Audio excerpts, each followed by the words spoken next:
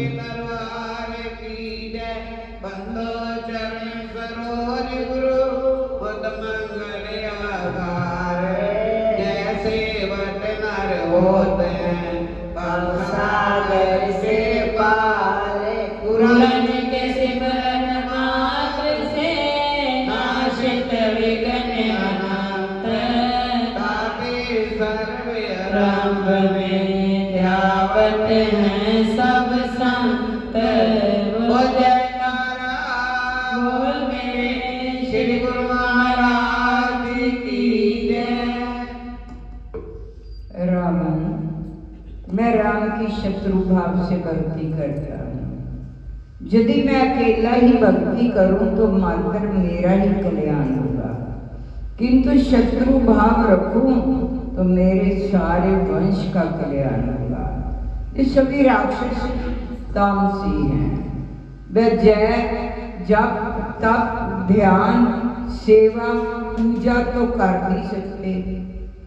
राम नंद के साथ शत्रुता होगी तो युद्ध होगा, तो राम प्रत्यक्ष दर्शन होगा और राम दर्शन से हम सभी का उद्धार होगा। अपने सारे वंश के कल्याण के हेतु ही मैंने राम से शत्रुता की है। यज्ञ करते समय तुम भी अपने प्रत्येक द्वार पर राम लक्ष्मण को बिठाल देना। जप कथा श्रवण नारायण से मानसिक मिलन आदि जाती है, जो गरीब से गरीब व्यक्ति भी कर सकता है। कुछ यज्ञ ऐसे हैं जिनके लिए कुल की श्रेष्ठता अत्यधिक धन की आवश्यकता रहती है। विधर और विधवा के लिए वे निषिद्ध है, प्रायश्चित भी करना पड़ता है। साधारण ब्राह्मण नहीं, अग्निहोत्री ब्राह्मण ही उन्हें कर सकते हैं। बहुत सा धन खर्च करना पड़ता है। कुछ यज्ञों के लिए देश काल की जो मर्यादा निषिद्ध है। उपनिषद में एक यज्ञ ऐसा बताया गया है जो जाति समय स्थल आदि के किसी भी प्रकार के बंधन के बिना किया जा सकता है। वह है जप यज्ञ। और ये सभी यज्ञों से श्रेष्ठ है। आंख से दर्शन, कान से श्रवण, मन से स्मरण करते हुए जप करोगे तो समाधि की अवस्था प्राप्त हो सकेगी। कृष्ण मिलन महायज्ञ है। कृष्ण मिलन यज्ञ में श्रद्धा पत्नी है, आत्मा जजमान है, शरीर यज्ञ भूमि है, फल है परमात्मा। विष्णु से मिलन, परमात्मा से मिलन महान तप यज्ञ है। जीवात्मा और परमात्मा का मिलन महायज्ञ है। यज्ञ से चित्त शुद्धि होती है। चित्त शुद्धि का फल है परमात्मा की प्राप्ति। सभी इंद्रियां यज्ञ मंडप के द्वार हैं। इस यज्ञ में काम क्रोध लोभ मोह आदि राक्षस बाधा करने के लिए आते हैं। इस महायज्ञ में विषय रूपी मारीच बाधा डालता है। द्वार पर राम लक्ष्मण को उपस्थित करोगे तो काम क्रोध वासना रूपी मारीच सुबाहु विघ्न करने आ नहीं पाएंगे। आंखों में, कानों में, मुख में, सभी इंद्रियों के द्वार पर राम लक्ष्मण को बैठा दो। ऐसा करने से मरीच विषय विघ्न नहीं कर सकेगा। मरीच शीघ्र मरता नहीं है। अपनी प्रत्येक इंद्रियों के द्वार पर राम लक्ष्मण को शब्द ब्रह्म की परम ब्रह्म आसीन करोगे तो तभी काम मरीच तुम्हारे जगह में बाधा रूप नहीं हो सकेगा, तभी तुम्हारा जीवन यज्ञ निर्विघ्न समाप्त होगा। माया मरीच को रामचंद्र जी विवेक बाण से मारते हैं। जिसका चिंतन मात्र करने से काम का नाश होता है वही ईश्वर है। ज्ञानी महात्मा अपनी इंद्रियों के द्वार बंद रखते हैं, जबकि वैष्णव जन द्वार पर राम लक्ष्मण को पधराते हैं। भागवत का राहु और रामायण का मरीच विषय दोनों एक से हैं, तुरंत मरते ही नहीं है।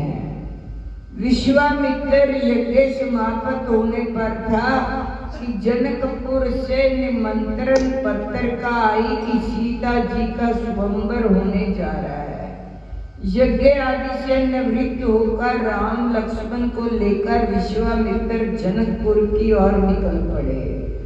मार्ग में अहल्या का उद्धार करने का प्रसंग आया।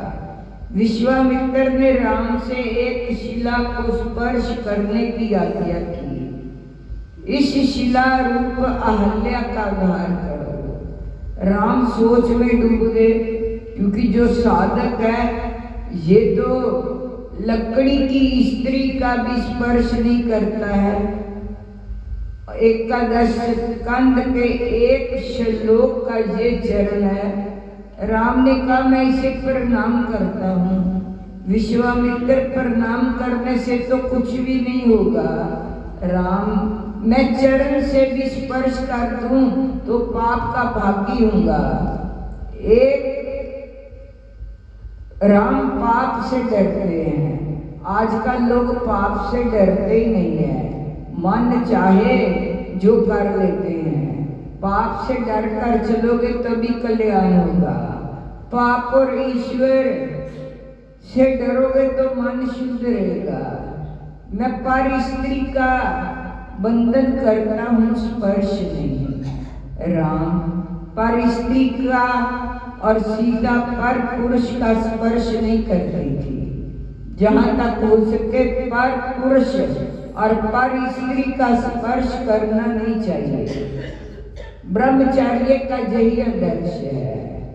कवियों ने कल्याण किया है, कल्पना की है कि राम ने अहल्या का चरण से स्पर्श नहीं किया। बहती हुई हवा ने राम के चरणों की धूली लाई जो उस शिला पर जा पड़ी। फलतः शिला अहल्या बन गई।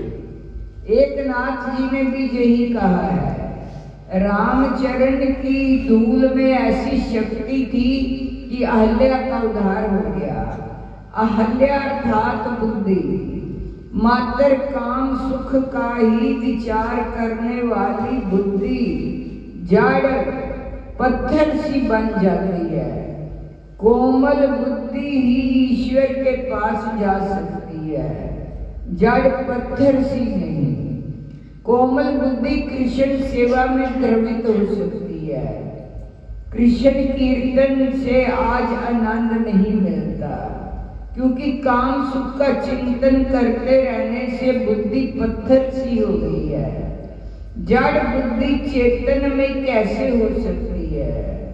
जब कोई सतगुरु संत महात्मा मिल जाते हैं तभी। जब किसी पवित्र संत की चरण रज पावन करती है तभी। पत्थर सी जड़ बुद्धि प्रभु की चरण रज से जागृत चेतन युक्त करती है। बोल साचे दरबार की जय, बोल श्री स्वामी जी महाराज की जय। कार्तिक माह उस समय शिव जी के गान प्रबल थे। उन्होंने जलंधर, शुभ निशुभ, महासुर, कालनेमी आदि को पराजित कर दिया। ये देख के सागर पुत्र जलंधर एक रथ पर, जिस पर लंबी पताका लगी हुई थी, चढ़कर युद्ध भूमि में संग्राम करने लगा। इधर जय और शील नामक शंकर के गण भी संग्राम में तत्पर होकर गरजने लगे। इस प्रकार दोनों सेनाओं के हाथी, घोड़े, शंख, भेरी तथा दोनों ओर से सिंहनाद से धरती त्रस्त हो गई। पश्चात जलंधर ने कोहरे के समान बाणों को चला धरती से लेकर आकाश तक व्याप्त कर दिया। नंदी को 5, गणेश को 5, वीरभद्र को एक साथ ही 20 बाण मारकर उनके शरीर को छेद दिया। मेघ के समान गर्जना करने लगा। ये देखकर रुद्र पुत्र कार्तिक जी ने भी दैत्य जलंधर को अपनी शक्ति उठा के मारी। घोर गर्जन किया, जिसके आघात से वह धरती पर गिर पड़ा, परंतु वह इतना बली था कि जल्दी से उठकर खड़ा हो गया। क्रोधविष्ट होकर कार्तिक जी पर अपनी गदा का प्रहार कर दिया। ब्रह्मा जी के वरदान की सफलता के लिए शंकर पुत्र कार्तिकेय जी पृथ्वी पर सो गए। गणेश जी और नंदी भी गदा प्रहार से व्याकुल होकर धरती पर गिर पड़े। वीरभद्र पर पृथ्वी का प्रहार किया, जिससे वीरभद्र का सिर फट गया, रक्त बहने लगा। वह व्याकुल होकर धराशायी हो गया। उनके धरती पर गिरा देख शंकर जी के गण चिल्लाते हुए युद्ध भूमि छोड़कर बड़े वेग से भाग निकले। अब रुद्र रूप महाप्रभु शंकर अपने वीर गणों के साथ नंदी पर चढ़कर हंसते हुए युद्ध भूमि में आए। उनको आया देख उनके पराजित गण फिर लौट आए और सिंहनाद करते हुए आयुधों से दैत्यों पर प्रहार करने लगे और भीषण रूपधारी रुद्र को देखकर दैत्य भागने लगे। तब युद्ध में अपने दैत्यों को पराजित होते देखकर जलंधर हजारों बाण छोड़ता हुआ भगवान शंकर की ओर दौड़ा। उसके शुभ निशुभ आदि वीर भी क्रोध से अपने होठों को काटते हुए शंकर जी की ओर दौड़े।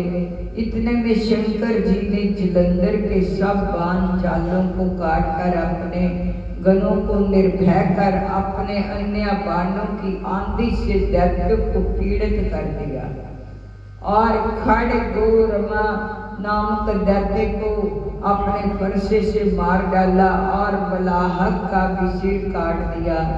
घसमर भी मारा गया। शिवगण शिची ने प्रचंड नामक दैत्य का सिर काट डाला। किसी को शिवजी के बैल ने मारा और कई उनके बाणों द्वारा मारे गए। ये देखकर जलंधर अपने शुभ नशुभ आदि दैत्यों को भी धिक्कारने लगा और भयभीतों को धैर्य देने लगा। किसी प्रकार की भी वह मस्त दैत्य दोबारा युद्ध भूमि में जाने को तैयार न हुए। दैत्य सेना ने पलायन शुरू कर दिया। तब महाक्रुद्ध जलंधर शिव जी को अपनी ओर ललकारने लगा। साथ ही उसने 70 बाण मार शिव जी के दग्ध कर दिया और भी बहुत से बाणों का प्रहार किया। शिव जी उसके बाणों को काटते रहे, यहाँ तक उन्होंने जलंधर की ध्वजा, क्षेत्र और धनुष को भी काट दिया। फिर 7 बाण मारकर उसके शरीर में आघात पहुंचाया। धनुष के कट जाने से जलंधर ने प्रचंड बाण मारकर उनकी गदा के टुकड़े कर दिए। तब उसने समझा कि शिव मुझसे बलवान है, अतः उसने गंधर्वी माया उत्पन्न कर दी। अनेक गंधर्व अप्सराओं के गण पैदा हुए।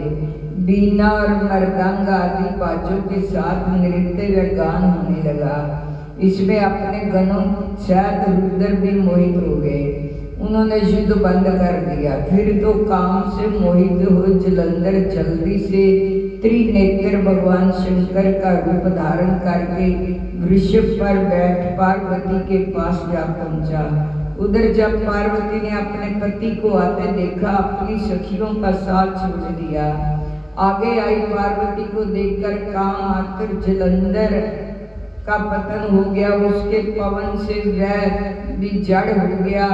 गौरी ने उसे दानव समझा। वह अंतर ध्यान होकर उत्तर की ओर मानस पर चली गई। वहां पार्वती को देखकर फिर शिव जी की ओर लौटा। उधर पार्वती ने भगवान विष्णु को बुलाकर दैत्य का व्यकृत्य कहा और ये प्रश्न किया कि क्या आप इससे अवगत हैं? भगवान विष्णु ने हाथ जोड़कर उत्तर दिया, आपकी कृपा से मुझे सब कुछ ज्ञात है। हे माँ, जो आज्ञा हो पालन करूं। जगत माता ने विष्णु जी से कहा, इस दैत्य ने जो मार्ग खोला है उसका अनुसरण उचित है। मैं उन्हें तुम्हें आज्ञा देती हूँ, तुम जाकर उसकी स्त्री का पति व्रत भ्रष्ट करो, वह दैत्य तभी मरेगा। पार्वती जी की आज्ञा पाते भगवान विष्णु माँ की आज्ञा से उधारे कर छल करने के लिए जलंधर के नगर की ओर गए। बोल साचे दरबार की जय, बोलो श्री स्वामी